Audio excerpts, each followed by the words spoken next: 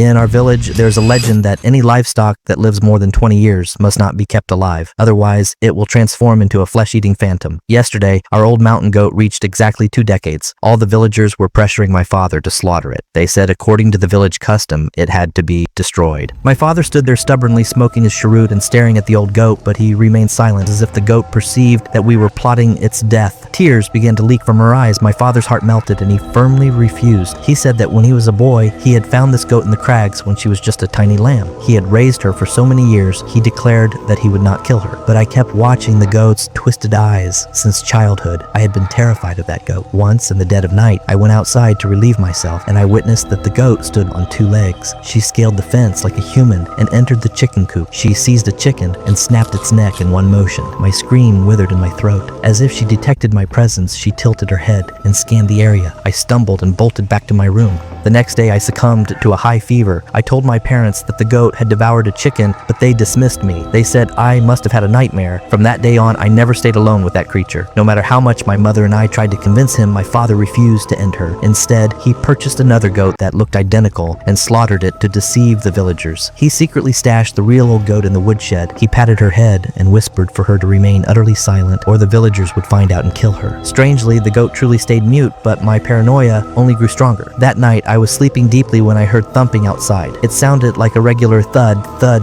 thud. The sound was coming from the woodshed and slowly creeping toward my room. A shiver ran from my feet to my head. The footsteps stopped right in front of my door. Then a voice hissed telling me, "Dogen, quickly open the door. A thief has entered the house." The voice sounded exactly like my mother. Hearing about a thief, I moved to open the door, but stopped. I lay flat on the floor to look underneath. Outside, there were no human feet. Instead, there were 2 goat hooves. Those hooves were placed inside children's shoes. I recognized the shoes. They belonged to Sonu, the son of our neighbor, Uncle Haria. My mind felt like it was on fire. How could Sonu's shoes be on the goat's feet? And why was this animal mimicking my mother's voice? The voice outside repeated, "Dogen, open the door fast. Why are you not opening?" Sweat drenched my forehead. I crawled back to my bed. After a while, everything went silent. Had the goat retreated? When I was feeling relieved, I saw something in my window. The old goat standing against the glass. He was staring at me. Fresh blood was smattered around her mouth. It felt as though she was grinning. Darkness consumed my vision, and I fainted. When I woke up, the sun was already out. I ran to the woodshed and saw the goat eating grass inside. There were no shoes on her hooves and not a single speck of blood around her mouth. Was it all just a dream? The goat lifted her head and looked at me very creepily. Just then, I heard a frantic voice asking my father if he had seen Sonu anywhere.